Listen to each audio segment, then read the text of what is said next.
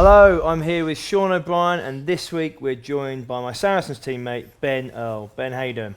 Good, thank you. Thanks for having me. It's good to have you here, and also, big news this week, we obviously got you in because you're a 7, you can wax lyrical about this superhuman superstar we have amongst us. But Sean, you announced your retirement. Is it a good feeling, tough feeling? How are you feeling about it? No, I'm feeling good. It's kind of like a bit of weight off me now. Just because it's done now and I can just look forward to the next 6-7 weeks and start planning for life after rugby. I should say it has been an incredible run. I find it hard enough to say anything nice to you at the best times, but you know, past tense, you were an unbelievable player, and your career speaks for itself. British Lions tours. I'm sure we'll see that clip of that try that you show me every week I arrive. The Lions try, best Lions try ever. Let's be clear about that try. Were you just right there at the end while everyone else did some brilliance? And did you start halfway up the pitch while Liam Williams started in his own 22? I don't know. Honestly. Like, you should know this because you've watched it enough times. Well, I do know. I just want to hear it honestly from you. But you seen where I started? I think I was in my dead ball line when it first started. I was chasing so hard back. Yeah. I overran it. Couldn't turn quickly. And then had to turn back and run the whole length of the Who field. did you overtake? Because you tell me you overtook a lot of players. I actually overtook Faz, would you believe? Something I didn't think I'd do. Because he's one that'd always be working, but he dropped off. He said to me, he said that's bullshit, but I'm just saying what he said. Just look at the clip closely enough, you'll see me outrunning him, and then he drops off out the back, thinking that we're going to get caught. But let's dissect the try a little bit then. What were you thinking when Liam Williams, doesn't kick the ball and starts running across the 22? Yeah, the minute he actually didn't look to kick the ball, I was like, this fella's taking off, because he was doing it in training all that tour, and to be fair, he had a brilliant tour. So when he actually broke, I was like, here he goes now, where's he going to go next? And it was literally, once he got past Sonny Bill, I was like, right, turn on the afterburners now and just try and stay with someone here. That was really it. That was my mindset. Because you can see, I actually put my head down to sprint. That's it, the old forward thing. Yeah. Or head up and just run to the corner flag. Yeah. Or head down. Head down. To find the 5th gear. Yeah. Off you go, man. And then there was a few, obviously, into Elliot's hands, and then I just, trailed Foxy. It was a simple drop down for me. In the slipstream. Exactly, yeah. Hell of a try, though. Yeah, great try. Like, from a fellow flanker, you take anything you can get, and to be, obviously, that's now Sean O'Brien's try, greatest ever Lions try. So, look, we're in the presence of greatness now. Oh, see? This is why I brought him along, eh? And well done for slipping him that brown envelope. Smart, as always. Ben, another try Friday night for you. I was just happy it came on at 30 minutes to go, and they looked like they were breathing diesel, and I was like, we're on here. Boys were just gagging to get on because of how open the game was, and it was good. Good weekend. Getting a bit feisty towards the end, obviously a red card, and obviously gouging me. That's not a go. You didn't get. He was on the tear gas, I think. He was. Tear gas. Blimey, yeah. Oh well, I got. What actually happened, by the way? I offloaded someone, and the guy just came over to try and stop me offload, and he just caught the side of my eye.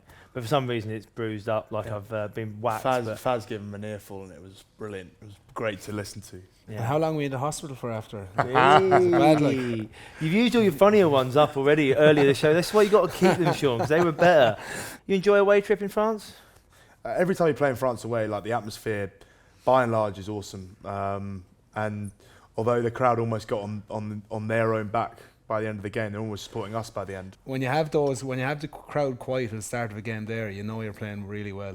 But a difficult place to go all the same. So Leicester boys done a good job at the weekend. I feel like it's the most nervous you are in the warm-up because like you drop a ball on the kick, or like say someone kicks you drop it. The crowd let you know in the warm-up. You're like, oh my gosh, we're in for one here. Yeah. Also, the crowd, the stands like that, isn't it, on the side? Yeah, you don't want him dropping on the warm-up because for a long day. He doesn't catch him again. He had one of them a few weeks ago.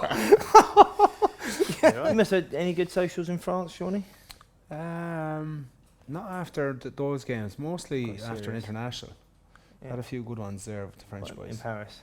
Yeah. Could you see them across the room in the cloud of smoke? Or oh my good God, the amount of fags that were smoked at. You're not even smoking, you're like, bloody hell, I feel like I am at the end of it. Bastero, like, if he's standing there, like, he'd have 10 fags in his mouth at the one time. It's hard to gauge though on a night out as well, because if there's a few birds knocking around, the boys they're kind of taking the piss out of you as as an Irish fella, you don't know what they're saying to them. Like, Talking French. so throwing you under the they're bus. calling you an absolute shit, and you're just going, ha ha, yeah, great crack, love you too, lad. Well played today, well played, great. Yeah, well, like a few of the younger boys when we were in that club on Friday night, they were quite keen to talk to a few girls, and these French girls, I just felt so bad for them because they just had these big sweaty rugby lads like spitting in their ear trying to shout English at them, and they had absolutely no idea what anyone was saying. Bonjour. Yeah, you're like that. Yeah, this ain't going anywhere, boys. Yeah, let me guess, like English but with a French accent. The classic Joe Barton. You want to get a drink? That's not Why it. are That's you not speaking in a French accent? I don't know if you boys caught the Alex Dombrant having a sleep on the way home and Danny Kerr and Joe Marler playing a prank on him, but here it is to have a look. It's not what you need, is it? Do you think Alex Dombrant's enjoying that, or is that like a shiver of like, get off me? Depends what was on his mind at the time. That could have brought him perfectly what he was thinking about, but we don't know. It doesn't look good anyway. No, yeah. I mean, what would happen, Seanie, if we were on a away trip and I started to kiss your ear, mate? Would you swing for the fence without even hesitation? Or? I'd probably grab you and sit you on my lap, maybe. Thing is, knowing you, that's the worst place I want to be, for other reasons. Marler's bad for it as well. He did that Jamie George thing with. Have you seen that one where they're obviously in that room in Pennyhill? Marler's got the lower floor and Jamie's got the top floor, and Jamie's fully going for it with the Adele number, and Marler's videoing it as he walks up and gets all the way into Jamie's shower. Only then does he turn around and notice, and it's genius. I think Jamie said he got something like 9,000 followers from the video alone. So he's not upset. He's not gutted, no. But I was just like, that is like genius. I don't know how he's not heard Marler talk walking up the stairs, then walking into the thing. Well, he's in the moment, isn't he? He's committed to Adele. He's fully committed to Go Easy on Me by Adele. Yeah. I'm sure that Seanie, you love a sing song, so do you sing in the shower? Yeah. So if you were in a shared room, someone could catch you probably. I'm sure someone has. They have, definitely. Sinckler caught me probably singing in the shower a few times. He always wanted me to video his back when he was walking around the room. Like his back. Yeah, his back. He thinks he has the biggest back in world rugby. I have heard him say Sinks, that. Yeah. I mean, the daddy. Yeah, I mean, daddy. Yeah. He's good to room. You wouldn't mind video my back, like he'd say. I'd be like, what? Yeah. He'd hand you the phone. He says, bruv, just do it. Bruv, yeah, bruv. Did he burn any incense when you were room with him? No, he actually didn't burn any incense. No. During the Six Nations when we were in lockdown, and like, obviously we weren't allowed to leave the hotel. Basically, one day it was like on one of the off days, and the fire alarm just went off, and everyone was like, "What the hell's going on?" Come out, and Sinckler's room was the first room as you went up the stairs. And there's just this puff of smoke, and it turns out that he'd burnt one bit of incense, and it turned out the whole thing had just caught on fire. The whole place, we had to leave the whole hotel, because the incense had set off all the fire alarm, and it was just leaking down the thing, and it stunk. It was honestly horrible. Talking of back to pranks here, you like a good prank, and knowing you've got a construction company, I would have thought you'd be quite good for a good prank. Oh, I got done I've got done badly. I've never really done people badly because it just takes too much time. But I've got done badly in. Because you're an easy target, or? Oh yeah, maybe in the World Cup actually, in New Zealand. I remember I was young. It was 2011, so I was there. We were there a week in Queenstown at this stage. It was just a week before the tournament started. So this isn't the story that Stephen Ferris told me when you got stitched up. Yeah, similar story. Oh, yeah. okay. So we were in this bar. It's from the horse's mouth. We went out on the piss the first night we got there, and the second day a few of us went for another few beers. So we 3 days of just chilling out, doing all activity stuff. So I went in this bar and I met this Canadian girl and 2 Americans, and there was a few of us chatting away anyway, whatever. And as the night went on, we left, but the next day, I was after been chatting to one of them for a while, and I don't really remember the end of it, and we all went back to the hotel anyway. But the next day, I got this message on my phone. I was like, "Hey, good to meet you last night. Must catch up with you during the week for a bit of dinner or whatever." And I said, "Yeah, perfect." Said, "Lovely to meet you too." And I was thinking to myself, which one? I can't remember exactly which one. Too many women after you, eh? Yeah, I get it, Sean. I can't remember though the number. I didn't remember exchanging numbers. And so the next day, a couple of days passed, and I got another message then, and it was like, fancy meeting up tonight, I'm free. And I said, yeah, sure. I was off, and I had nothing to lose. I was a young fella. I was getting a bit giddy. The boys will love this. So rocked up anyway, got on my Sunday best clothes, aftershave all over me. And at this stage, there was a couple of more messages coming through, like going, like, can't wait to see you, very excited. And I was like, this is a bit strange, like first time meeting someone. So rather than walking down the main street to where Lone Star was, where like we had been a few times, I went up the back way and back down behind it. And just as I got to the restaurant, I was like, heard this bit of a commotion at the back of a bus. And I looked, I kind of stepped to one side of the footpath, and about 25 of the squad were there, ready to jump out. So I went, oh, I'm done here. So I walked down anyway towards them, and they just jumped out and they started giving it loads, like. And I was completely, I just went red, like, and back to the hotel with me, with my tail between my legs. So there was no bird, there was no dinner, there was no one I gave a number to, thankfully.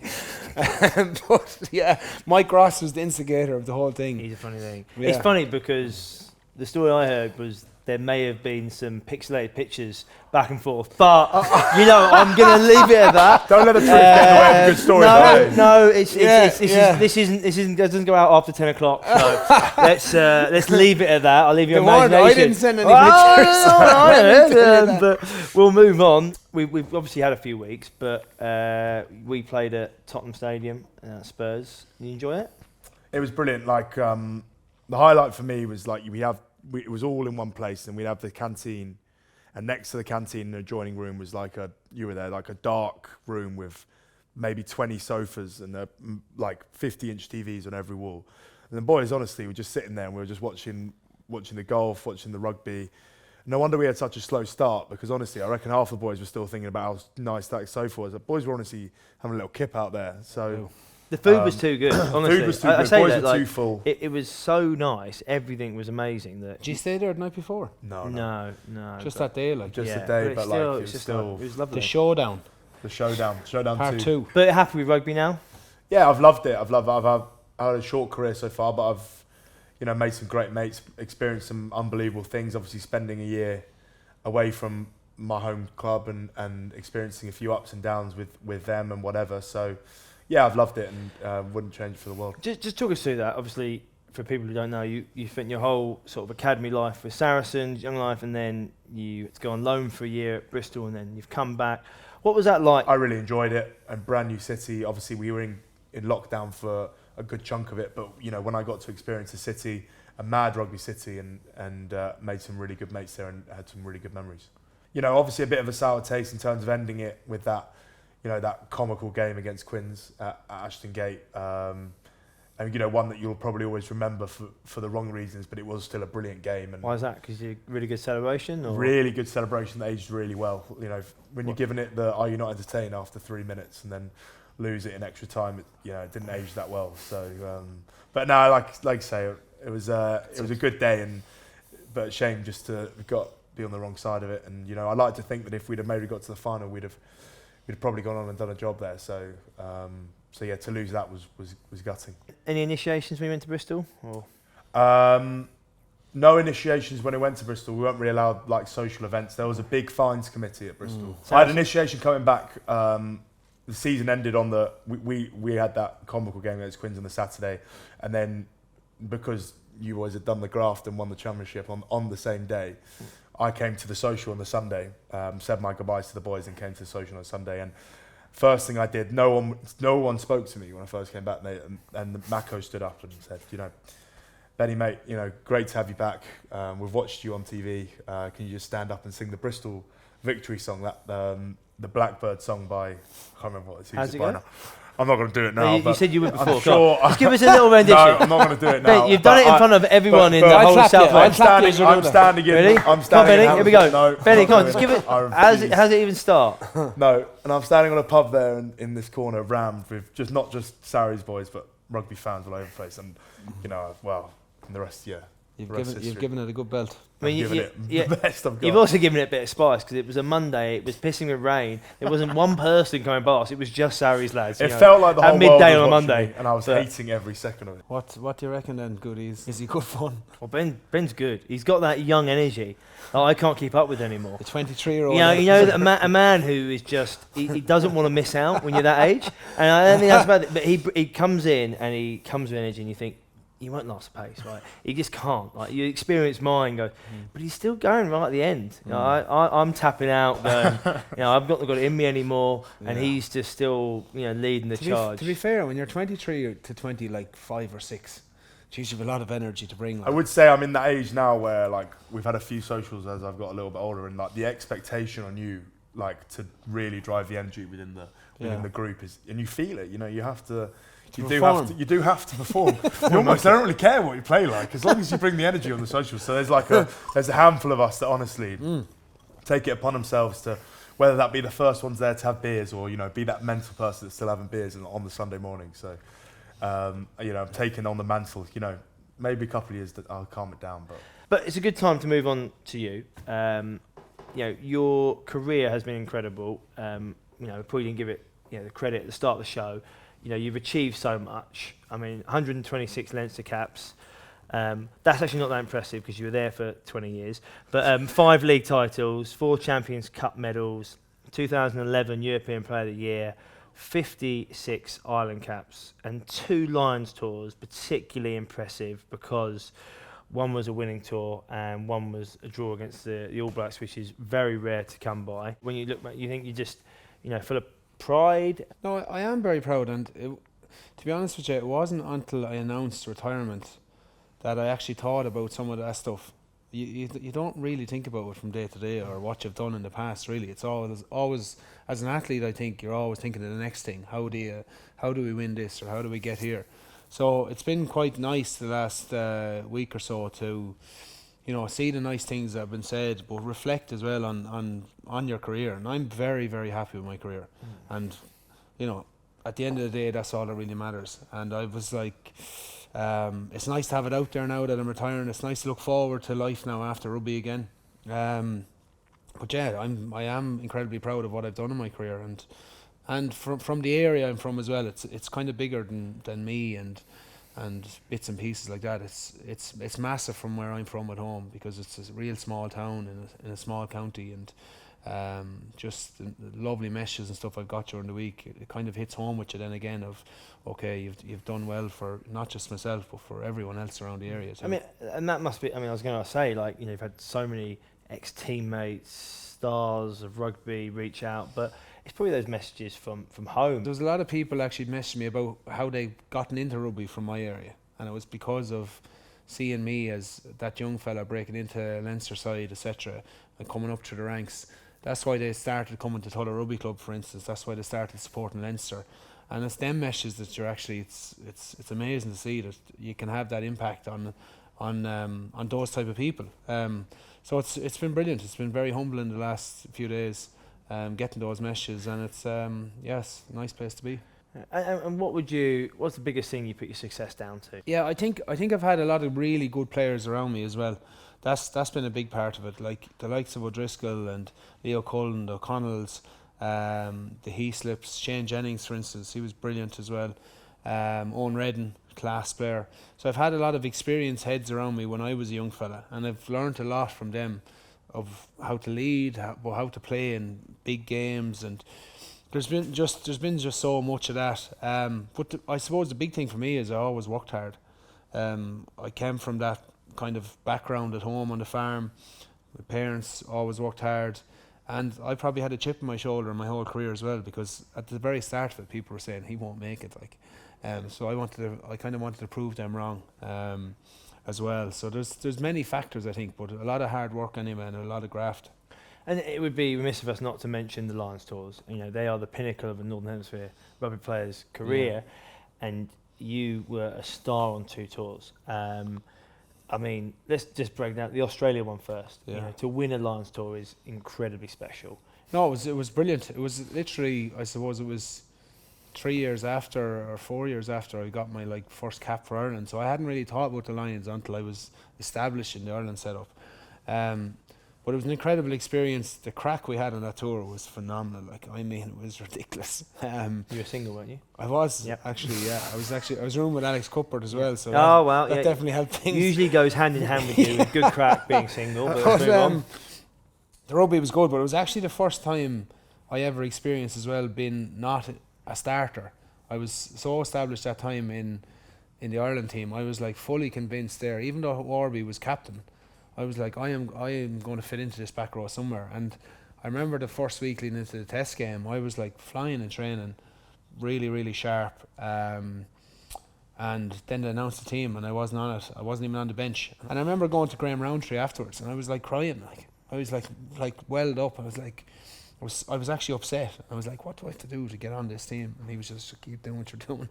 And I remember the following Tuesday in training, because Mako actually were doing this breakdown drill, and Mako hit me as hard as he could hit me over a ball one time. He actually said to me afterwards, I thought I broke your back, and I took this ball away, like stole this ball.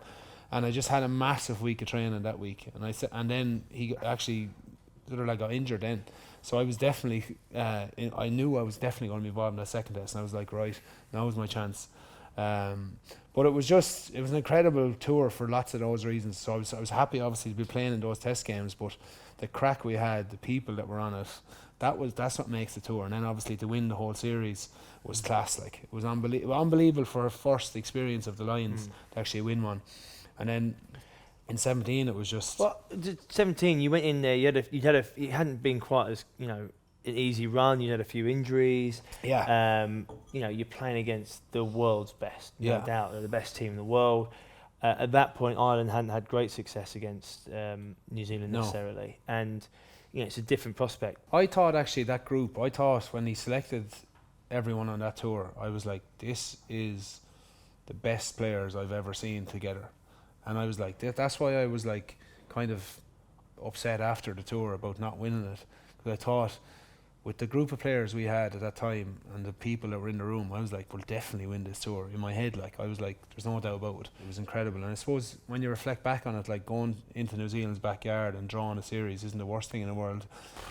Lots of teams go over there and get spanked. It was funny because Gats on that tour was in 2013. I didn't really speak to him that much. He's not one of your, like, if he has his few favourites. In 17, he was like always talking to me, and I was like, well, I'm definitely in a better place now in terms of leadership and the fact, okay, well, he knows I'm training well and coming back to a bit of form. So it was nice to have that confidence as well. And Benny, what were your memories of Sean playing, especially in his peak?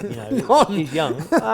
He'd be a good age. 17 would have been a good age. 5 years ago, he'd be, 18? I mean, I actually almost went with the blue scrum cap with the Sean O'Brien look myself. I would say like the 2017 Lions tour, there for me, Sean, again, I wouldn't have said this to him, but he was probably the best player in his position at that time. Coming off the back of that tour, everyone would say Sean O'Brien was probably the best 7 in the world. So that's probably the biggest accolade you can say about him after that tour, because you think about the people that he was not only playing against but also in that conversation with. I mean, that back row of Sean, Faletau and Warburton is like, you got 3 of the all-time greats there. So, I mean, it speaks volumes there. Yeah, exactly. Warburton was captain, but you two, he had to find a place for you, and even at his expense sometimes. So it was like an idol for kind of a lot of that young crop of English sevens coming up. We didn't really have a huge amount to look to in terms of our international team at the time. So then you have like Sean O'Brien playing for Lions was obviously massive for us. But we've got some questions here from Simon Morgan. He asked, what is your most embarrassing rugby moment? I'll go. Mine's probably like not as big a stage, but I remember coming up about 20 years old, and I was we had a big game against Sale in the Prem Cup, and it was kind of a game where the coaches really look at you in those games, because Sale away, as we'll all know, is a very, very gritty place to go, and it's about 10-all. We're right in the fight. We've got a young team against quite an experienced team. And for some reason, being the show opponent I am, I get a 2-on-1 on the right-hand side. And for the life of me, I still don't know why, and I cringe just thinking about it now, but I tried to throw it out the back, just like that. It went straight to the floor, and we end up losing the game 13-10, and I've never lived that. I apologise to the team. First and last time I've ever apologised to the team in terms of like, that was the worst moment. At the time, that was the worst moment of my life. Probably one of the worst moments of my career still. So that was an embarrassing moment for me individually. And obviously it then got brought up in the meeting afterwards, which was great. Yeah, it's lovely when you see them back. Mine would have been against Bath in the Heineken Cup. They were kind of like a bogey team for us for a while, but we were playing exceptionally well that day. Had scored an early try, They kicked a penalty, and then we had him at 6s and 7s on the 22, and I got through the line and literally had a six Leinster players versus 2, I think, of the pass, and I completely fucked it up. I mean, I just ran. Froze. I ran way too far with the ball. Like I was like, I just should have. The minute I got through, I should have just hit the man outside me, and we would have walked in. And I remember afterwards, similar to Ben, I remember afterwards sitting in the meeting on Monday, and I seen the clip, like it was froze, and I was like, I know what's coming here. I was like, the ground. You just want the ground to eat up. You want to be at the back of the room, underground somewhere. I learned from it. Don't worry. Okay, Viv Roberts asks, who was the one player you dreaded being in camp with, but turned out to be a very good laugh? I used to I roomed with Mike Ross, and I kind of thought Rossi was like a real tech guru, like. So he was on his like headphones, laptop. He'd have a couple of things going here and there. Late at night, just to get him off his phone, I used to like come out of the shower or whatever. I'd have nothing on me, and I used to have a little naked wrestle with him. Not that he wanted to have a wrestle, but I'd like You love a wrestle. I'd jump in on top of him. I just before love the I get fact into that he bed. would have had clothes on and you were naked, because that's you. One of the boys videoed at one time. It was absolutely hilarious because he's so focused on what he's doing, like on the laptop, and next minute I come running around the corner and jump in on the bed like start wrestling. He's, you know, the fright like that you get. But he was someone who was a great crack around camp. And then the last question was, any regrets at all in rugby? No regrets as such. I think the only one thing that bugged me was not playing that Argentina game in 2015 in the World Cup. I got banned for the punch on Pape the week before, and Probably we quite lost fair that. that We you got lost banned that then. game by 4 points, and we had like Paul O'Connell was injured, Johnny Sexton, Pete O'Mahony, myself was banned. I think it was 5 of the starters, and I had such confidence in the team and in probably myself at the time that if we'd one of us playing, we would have probably beaten Argentina. And that's just the thing that bugged me for a while. That's why I was hell-bent on getting to the 2019 one. But obviously with my hip, that didn't happen. Well, it's Shawnee's favourite time of the week. It's Good Week, Bad Week. And this week's Good Week goes to Connor Griffiths of Forge Side RFC's rugby team. He, this wonderful tight head prop, hit the winning points here, as we can see from the clip, from the touchline to win the game. It was 15-all at this point, and he just, steps up as no one else wanted the pressure. Nice and relaxed. I mean, he couldn't look more relaxed, Just really. tap it in. Chopped right underneath of it, leaning back, and he's nailed it. Downwind, that has to be downwind. Better kicker than you, Goodie. Yeah, I mean, not a high bar, mate. Goode doesn't have that distance. There's no way. Maybe we have to tap and go outside the 22, mate. Come on. Best kicking prop in the Premiership. Well, I don't play with many. I don't know. I mean, No, I would. well, there's only one I'd answer. back Mako. I mean, Mako practices. Most skillful kicker I've ever seen. Not most from skill- from a forward. Don't by give a him mile. too much now. Mate, Don't give him it's too much. 10,000 hour principle gone by. He kicks more than any of the kickers. I would say Every that is training session, he's out there betting, putting the ball down, kicking. But what I'll say, only kicks on the left touchline. He likes to hook it round. Food-related bets Doesn't as well, cook man. down the middle or from the right. He kicks in the same spot every time. So I Should back be good. myself, yeah. But Shawnee, who gets this week's bad week? So this week's bad week goes to Charlie Mills of Saddleworth Rangers for having a spike or a corner flag impaled in his leg. This is grim stuff now. As you can see there, look at the length of that. So by all accounts, I think someone kicked Yeah, it, no. didn't So he scores, it? and opposition are obviously furious. Not at him, just for him scoring. Boot the flag, and it just impales him. Skewer. I mean, you'd be quite upset, with the opposition player. Good story to have, though. Well, I mean, it looks like he likes a good story, a good night out. He seems all right there in that picture. Looks like he has a good barber too, man. Luckily, he was all right, so that's what we take from that. Thankfully. Good. But I've never seen anything like that. That's Well, it's berserk. just like having a thorn in your finger, isn't it? Kind of. Only for it's massive. Just a massive metal also, the back form. of the hamstring. That's not ideal, is That it? is- You I can't mean, even see it. It's like, what's making me happened here? shiver. It's making me shiver a little bit. And Shawnee, who you put in the sin bin this week? This week, Kevin Williams of the USA Sevens team. Kevin Williams, man. Kevin Williams is going in the sin bin. For him, as we'll see in this clip, as he goes to kick the ball off the field at the end of the game, he absolutely smashes the post. It's all in the drops. Yeah. The drops all wrong. They grab the ball and they score. I mean, Yeah, that's highly embarrassing stuff. But Well, that's all we've got time for. Thank you, Ben. Thank you, Sean. This has been House of Rugby, brought to you by Joe.